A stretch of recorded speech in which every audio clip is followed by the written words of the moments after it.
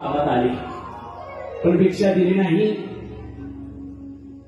पहिल्यांदा त्या माता माऊलीने भिक्षा दिली, दुसऱ्यांदा गेली पण भिक्षा तर काही दिली नाही, पण डोळा मागितला, डोळाही गोरक्षनाथांनी काढून दिला।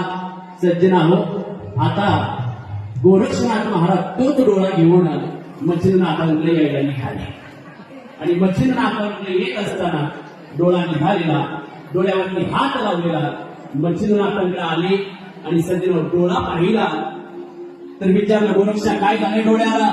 तर मच्छिंद्रनाथांनी विचारल्यानंतर गोरक्षनाथांनी सांगितलं, त्या माता माऊलींना असा असा प्रसंग घडला, तिला डोळा मागितला, दुसरं काही मागायचं तर डोळा मागितला, तिला आपलं सामर्थ्य माहितलं होतं, मागितला डोळा घेतला तर काय नाही।